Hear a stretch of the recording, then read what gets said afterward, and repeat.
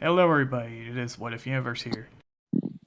Today, I have another Dragon Ball fan manga creator. He goes by the name of Griffin. I plan to interview the artist later in a different podcast, so be sure to check out that one. That drops. Anyways, for people who are curious why I do these and the importance behind these interviews, I think it's important to be aware that even though people are considered fan manga artists, that in my opinion they're considered like comic book creators as well because they're creating their own medium similar to how I do what ifs on my main channel, which people are curious about. But anyways, I'd like to introduce Griffin here. He can say hello if he wants to. Hey, what's up? And I'm just gonna ask him a few questions like I normally do. Since he does a different fan manga thing, you'll have a few different questions here, so hopefully that'll excite all of you. But we're first gonna start off with how did you get into art? So obviously I'm personally not an artist, but I've enjoyed writing since I was young. Um, there was a website that I was really into as a kid. It was called CBUB, and it was Comic Book Universe Battles. And through that you could literally just make crossovers with everything, and that's what really kind of got me into it. And then whenever I was in eighth grade, I made the outline for the story that obviously is being made into a fan manga now. So Yeah. It's quite interesting when I ask that question to people because if I recall my interview that I did with Jordan Lee, since he wasn't the head artist either, he was the head writer. It was quite interesting of how a writer's perspective on art is and how similar it is to artists. yeah, But for sure. I mean, it's yeah, they're both like really creative mediums, and um, it's just a way to get your thoughts out there. right, because writing's like a descriptor. It helps get the story along, and artistry helps allow people to picture of how it actually looks like. For sure. Anyways, for a fun random question, what is your favorite food? So this one's kind of funny. So I grew up wrestling, and I've cut a lot of weight in my life, so I would be making up like crazy foods whenever I was going through like hard weight cuts. And sometimes my mom would make them, and I remember after eighth grade, my mom made me French fry pizza, and that's probably my favorite one. Yeah, it sounds pretty interesting for sure. I could always go for something like that. Doesn't sound too horrible in my opinion. It's like edible diabetes. Yeah, it is. That is the best way to describe it. Anyways, I guess something else to talk about. What are your current opinions on the MCU or Marvel comics right now?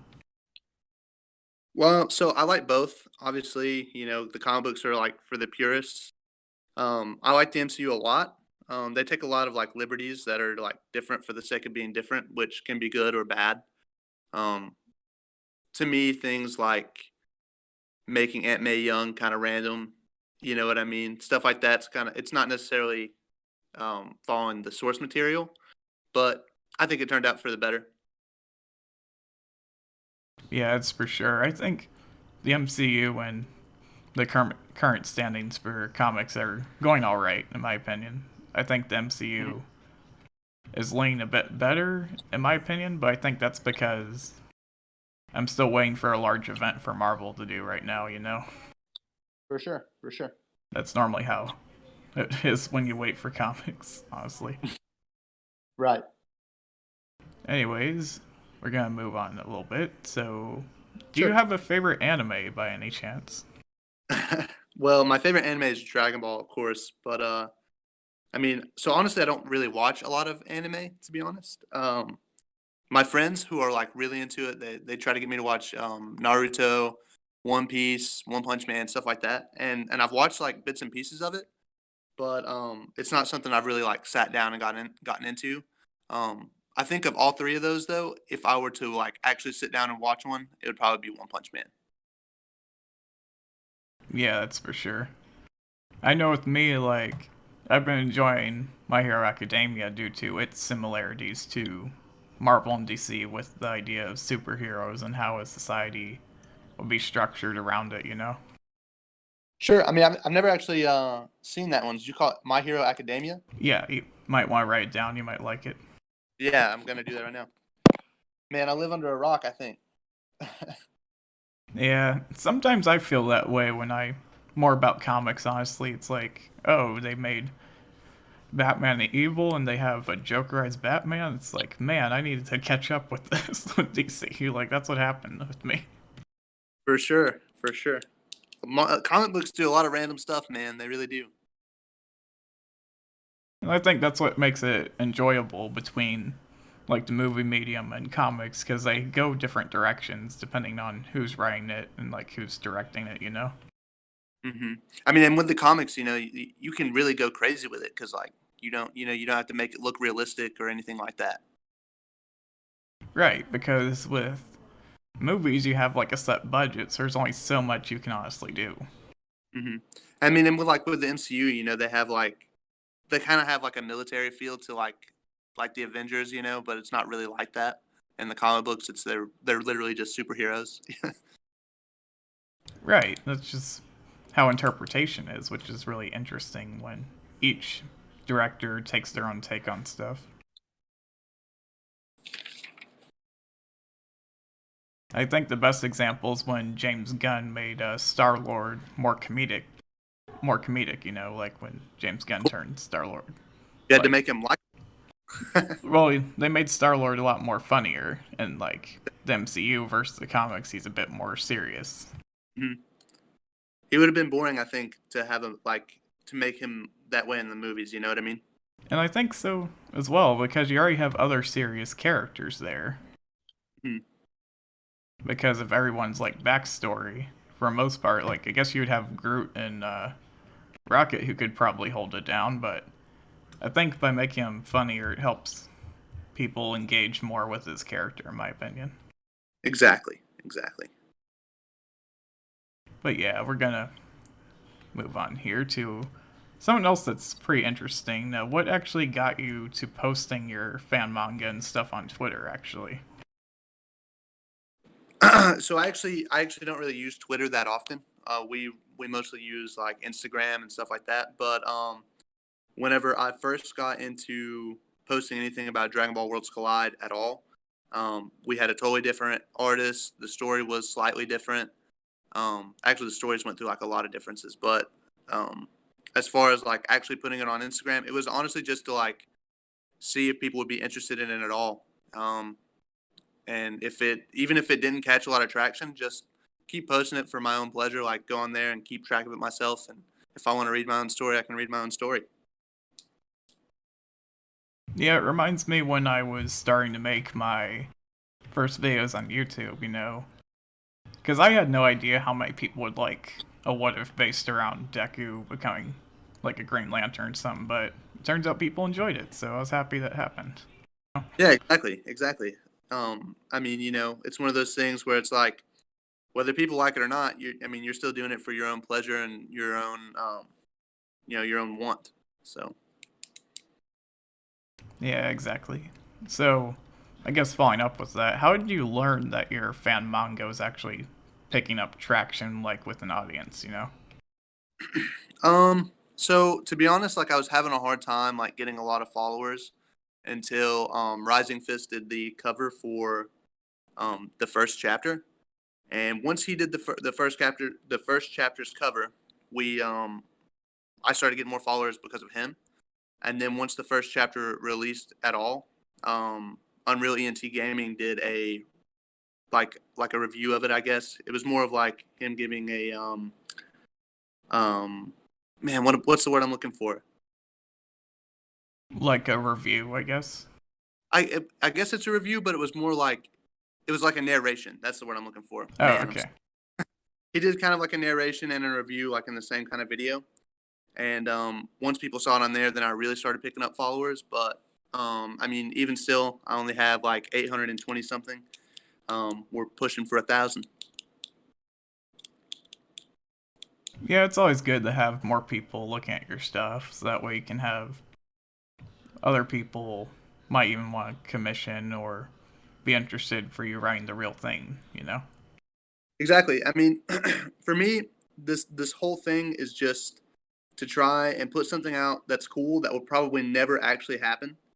You know what I mean? You can look at all these other animes, like I mean, the video game Jump Force is like a perfect example. Like, there's a giant anime crossover video game, or Marvel and DC even in the past have crossed over before, but you're probably never gonna see a Marvel and Dragon Ball crossover. So like, for me, this is just to put something out that probably would have never been done otherwise.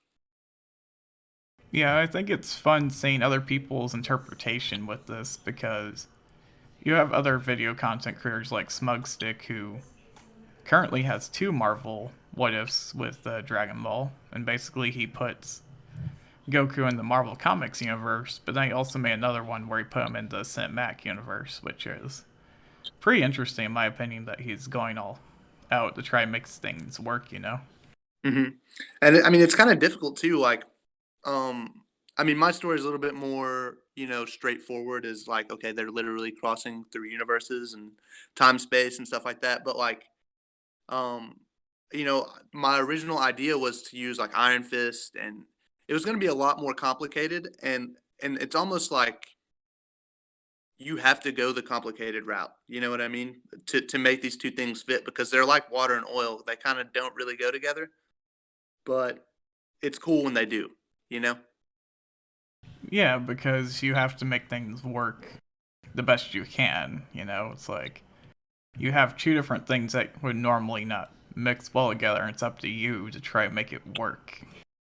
And that's what's kind of cool about it in the first place, is it's sort of a challenge. It's because I've loved both of these franchises since I was like a little kid, and to be able to bring them together and have the challenge of like, so this hasn't been done yet, probably because nobody's figured out a good way to do it. And if I can figure out a good way to do it, then maybe it'll inspire like, um the bigger dogs in this fight, like to do something cooler like that. You know what I mean? To do a legit one way better than I could have ever thought of. Right, it gives people a good perspective. It's like, there's a following behind this, let's try and make a collab and make it a real deal, you know? Exactly. That'd be awesome. And I think that's something important people don't think about is like, these things could happen. It's just the thing is there enough traction that the major companies are looking at? It's like, maybe our audience would like a Dragon Ball Marvel crossover event or something like that. For sure. I know I'd buy it. Yeah, I know a lot of people would. I do know that when it comes to me making what ifs, since we're both writers here, I guess, in my opinion, the thing Uh-huh. is, like, when you're trying to alter a world like Dragon Ball and stuff, it's like, you can run into mistakes every once in a while. Like, I guess I'll make a good example here of myself. It's like, when I was working on part 3 of What If Goku basically stayed single, I accidentally overpower scaled him and actually made him too overpowered. Because technically, Vegeta probably would have not survived his fight against him, which was my own doing, you know? Well, I mean, the thing about Dragon Ball in general is there's so many. The story is really kind of inconsistent with itself. You know what I mean? So like, whenever you try to go in and write your own story, you'll forget about an inconsistency that was already an inconsistency, and now you got two inconsistencies. You know what I mean? That is true, especially with time travel shenanigans. I know that is something that happens a lot. It's like people say, "Oh, it's fine." It's like, for me, it's like it's very mixed. Like I don't mind it, but I do think there's always inconsistencies with time travel plots. Absolutely. But Like, I'm sorry. Were you still talking? I thought you broke up. oh, no, you can go ahead. That's all I was trying to say. Oh, my bad. But so like for an example for me is like a lot of people, and this is actually, this isn't like a knock on the Dragon Ball community, because obviously I'm a part of the Dragon Ball community. But whenever you're writing like a Dragon Ball story, right? Like if you're, for me, because obviously this is a Marvel and Dragon Ball story crossover. So Marvel Comics, a lot of it is mystery. Like a lot of it is like, you're not going to get the answer to the questions right away. So whenever I've released, obviously we've released two chapters at this point, And after the first chapter was released, one of the main questions I got was like, how is Bobbity alive? How is this happening? Why would Frieza and Cell still work together? Why is this that? Why, you know what I mean? Why is this way? And it's like, chill out, man. You're gonna find out. It's gonna be okay. You're gonna find out as the story progresses. But then I thought about it, and with a lot of the Dragon Ball arcs, like everything was answered right away. Like the androids were explained before they ever even showed up on screen. Frieza, kind of the same way. Like just as I look back, I was like, man, maybe that's why they're so frustrated. Is because every time there's been a story, they've kind of had everything given to them right at the very beginning, and then it just unfolds. Whereas my story was having like a lot of mystery. Like I wanted people at the beginning of chapter two to be like, why is Celza a thing? Why? What that? When did that happen? Well, in chapter three, we were going to explain what happened through a flashback, and you know what I mean. But and that's a little bit of a spoiler. But that's something that was a little bit frustrating to me at whenever I released chapter two, especially. But I mean, you know what I mean? Yeah, because it changes because the writer, like neither of us are Toriyama. We are simply people writing fan fiction at the end of the day, but making it work in a consistent universe. Exactly. Um, I had people that told me I'm taking too many liberties with source material and things like that. But my argument to that would be, what is I mean, you look at any Dragon Ball Z movie, none of them really fit in the timeline, but maybe like two of them, right? Yeah, exactly. I mean, when it comes down to it, this is all made for fun. So I guess what I'm trying to say is, with for those of you watching, with the creators, just take it easy on them. You know, they're making it for fun. They're making it for your viewing pleasure. Yeah. But speaking of Dragon Ball, how did you actually get into it? How did I get into Dragon Ball? So whenever I was in like first grade, I remember watching on Toonami, Raditz come to Earth, trying to take Gohan, all that other stuff. And then, I kind of just watched it here and there. And then I saw the first Budokai game at a video store with my dad, and I played through the story on that game with my cousins, who my mom would like babysit during the summer, and that's how I really learned the story, was through the first Budokai game, and yeah, we played it on GameCube all the time. Yeah, that's kind of a neat way to get into it. I recently started listening to its original soundtrack, and it's pretty nice. Like, I know there's a controversy behind the copyrights and other stuff like that, but in all honesty, the artist did make a really good music. Are you there, man? I think you're breaking up. Nah, I was there. I couldn't hear what you were saying. Yeah, I'll edit it out later. My bad. My fault. Nah, it's fine. I was just saying, like, with the Budokai, I really like the music, like the original soundtrack. It was really nice. Mhm. But I know there is controversy behind copyrights and stuff, so I'm not going to get too far into it. To be honest, I haven't even thought about that game's soundtrack probably since I was a little kid. I need to go back and listen to it. Is it really that good? Yeah, because the songs sound really similar to other ones, but I can tell that there's like a remix to it, you know? Hmm. I've got to check that out. I haven't even thought about that. Yeah. So, do you have any plans to do more fan mangas after this one? So I'm not sure. I guess anything is possible. But I focused on this one for so long, and I mean, it really is like so much work. But I will be leaving this one like open ended to do more stories. But right now, I'll be happy to be able to get this one done. Yeah, it's understandable. So, another fun question. If you could rewrite a saga in Dragon Ball, which one would it be? Man, I really don't know if I would rewrite any of them, just because like I don't really want to disrespect the all of that. You know what I mean? All of that is what I kind of came up on. But if I had to change something, it would be in Resurrection F. Just let Vegeta get the kill, man. Just let Vegeta get the kill. Yeah, it's an understandable thing. I know I like asking this question because it kind of lets you know, like, people's opinions on Dragon Ball a lot with that question, and it's quite interesting to hear your answer for sure. Oh, thanks, man. Thanks. I love Dragon Ball, man. I love. There's not really much that I would change about it. I just want Vegeta to get a win for once. That's it. If they had done that, maybe that movie would have been perfect to me. Yeah, that's completely understandable. So, anyways, why did you actually start making your fan manga? Why did I start it? Yeah, So like I said earlier, like I grew up wrestling and everything, and me and my friends, we were all pretty serious about wrestling in general, and we grew up together reading comics and stuff like that. But at once we were in like sixth, seventh, eighth grade, all the way through high school, we were pretty serious, and we didn't have a lot of like free time. So whenever we did have free time, we were always talking about like comic books, Dragon Ball, you name it. Like we were super nerds, but we didn't have time to be super nerds. You know what I mean? And when I actually had some free time, like I mean, I was by myself. I remember doing this. I remember making the outline for Dragon Ball Worlds Collide, and at the time, it was something totally different. Like it was kind of insane how different it actually is.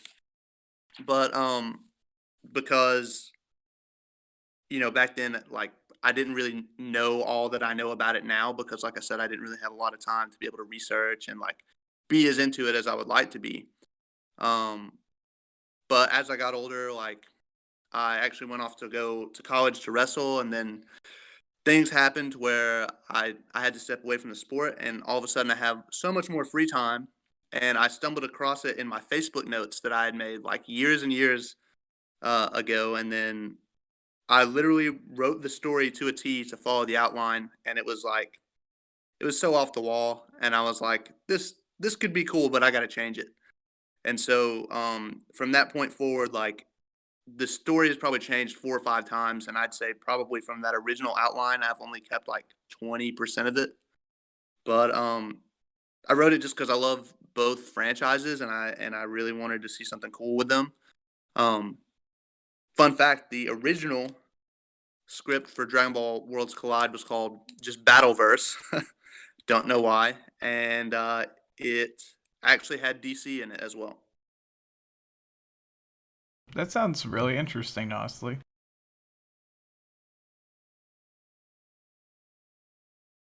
It was kind of I would have kept the DC characters in the story to be honest, but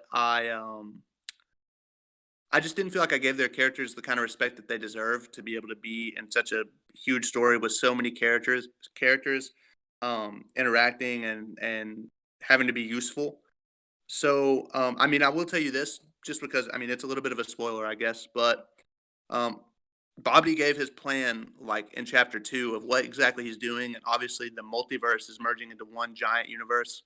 At the end of this story, when all 14 chapters are completed, we'll be doing an epilogue chapter, which will be, I guess, technically chapter 15, but it'll just be the epilogue chapter, and it'll show the events after this arc is over, like what happened, and it will. I mean, the DC characters will be there. There's going to be all kinds of different characters that you see interact with the Marvel and Dragon Ball universe.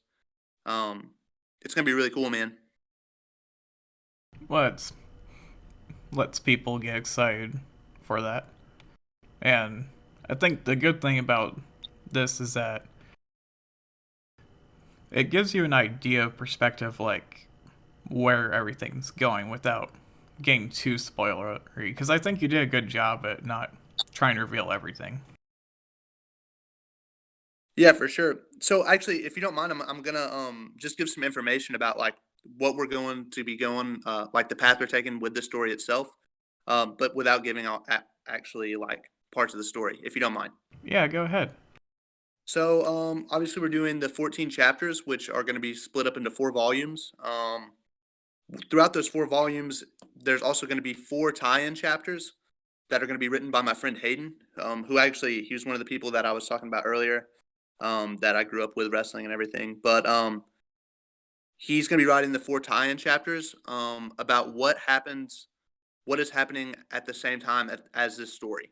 Okay, because what's going to happen in chapter 3 is going to reveal to everybody who was wondering what's going on with Bobbity, how is he alive. Chapter 3 is going to tell you guys.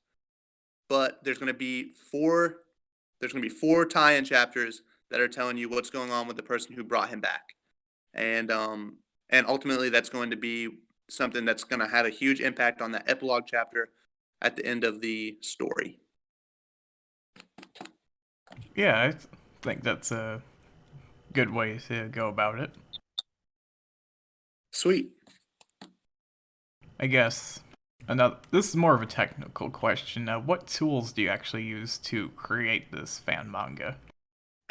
So for me, obviously at first I used Word to just create the script or to create the outline.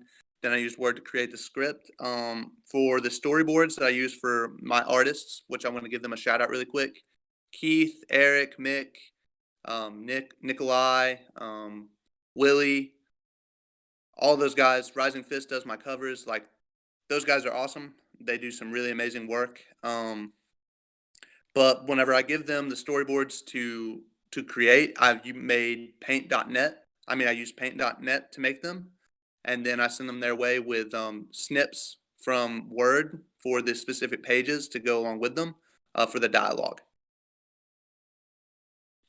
That's actually really interesting. Yeah, so I didn't. I'm obviously not a very good artist myself, so whenever I was gonna try to create storyboards, like I didn't want to go in and be like, okay, so I'm gonna put a box here and a box here and a box here and make all these shapes that are gonna look like nonsense. So basically, what I do is I go into paint.net. I use I'll get like a rectangular um canvas, and then I'll go in and I'll put in each panel the way I think that it should look in my head. Obviously, the artist will take any liberties they want to with that, because obviously they're the artists and what they think is best is best. But I'll give them a brief idea of what I want to be in each panel, and based off of each panel, they'll go in. So, like I said, they'll take their liberties and maybe they'll switch the panels around, or they'll um, put 2 panels into one. But basically, everything that happens that I wanted to happen on that page will happen on that will happen on that page. But they'll take the liberties of how they think it should be choreographed and things like that. Because, like I said, they're the artists and I'm just the writer. And to be honest, whenever it comes down to that, they're way smarter than me. Well, yeah, it's understandable because you're trying to basically put words into like a image, you know? Mm-hmm. And that's a lot harder than you'd think. To be The hardest thing to me at this point has been like trying to choreograph fight scenes, because I've grown up my whole life wrestling and doing jujitsu and stuff like that. Those are grappling arts, so like you're not really striking anyone, you're more just controlling them, working for pin or submission. So whenever it comes down to like trying to choreograph fight scenes where the guys are striking and they're doing all this other stuff, like it really put make like I never really thought about it before, but that is so difficult to do, even if you have like a martial arts background or anything like that. Like you're sitting there trying to like piece together how this would go down, but you're like, does that even make sense? Would that actually happen? You know what I mean? Yeah, because from a different fighting style that you know, sort of. If you Hmm. consider wrestling a fighting style, I don't know how you would consider it. It's more like a combat sport. Like the other, maybe like jujitsu's like survival and wrestling's like a sport. You know what I mean? Yeah, I get that.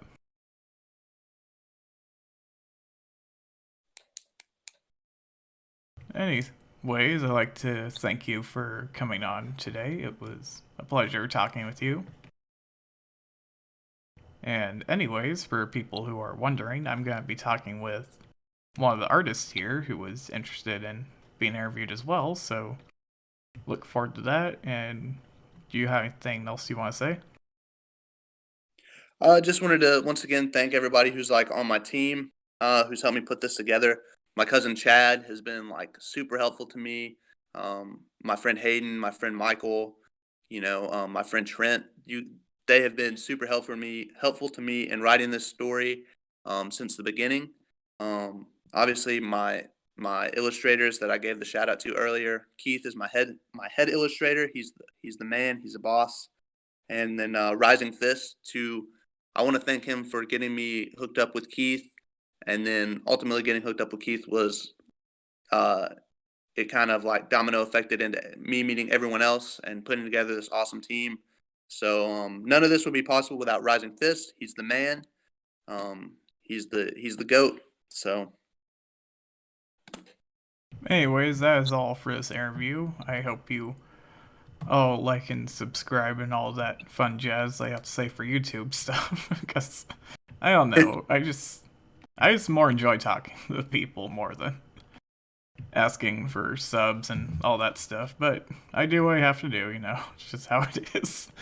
Anyways, thank you again for coming on, and maybe we'll have another one in the future. Who knows? yeah, for sure, man. Absolutely, this was really cool. It was good getting to talk to you and maybe getting to know a little bit more about me and what's going into this fan manga. But anyways, in the What If universe, there are endless possibilities. And I will see you in the next interview. Well, not you, but I'm talking to the audience, Yeah. Whoops. Anyway, see ya, everybody.